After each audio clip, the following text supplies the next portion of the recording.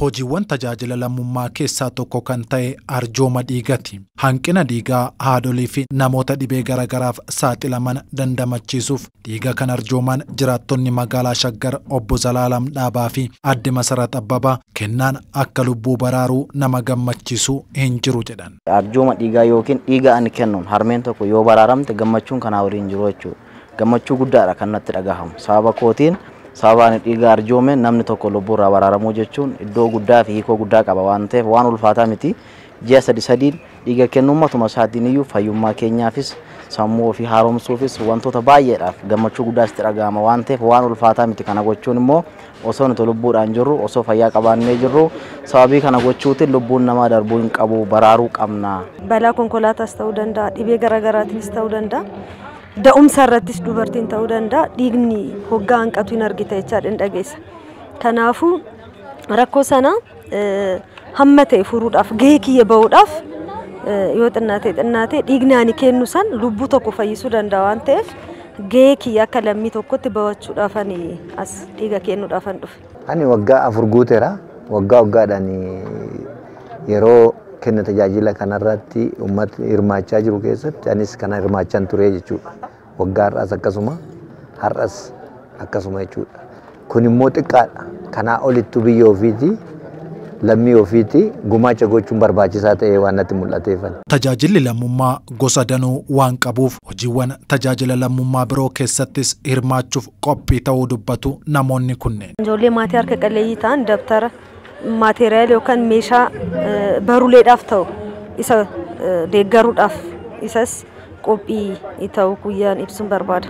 Kana bira darbee biqiltuu dhaabuu irratti manneen harka qalleeyyii hojjechuu irratti misooma garagaraa hawaasa fayyadamaa taasisuu keessatti maallaqaanis humnaanis qulqullina magaalaa keessatti iddoo waan akkasii irratti bakka jiraadhu keessatti hirmaachaan jira jechuudha. Akka magaalaa Shaggaritti hojiiwwan tajaajila lammummaa gosa 60 ture yeroo ammaa kana gosa 75 gara hojiitti galuu kan dubbatan kantiibaan magaalaa Shaggar Dr. Tashoomee Addunyaa hojiiwwan hojjetaman fayyadamummaa hawaasaa kan mirkaneessan ta'uu kaasu. Rakkoo uummata keenya hiikuu kan danda'u hojii adda addaa irratti yoo hojjenne gaafii uummataa nuuf deebisuu kan danda'u karoora keessa galeera. Kan fayyaa irratti, kan barnoota irratti, kan qonna irratti, daandii ijaaruu irratti hojii gurguddaa akka hojjetamu wannan kan goone.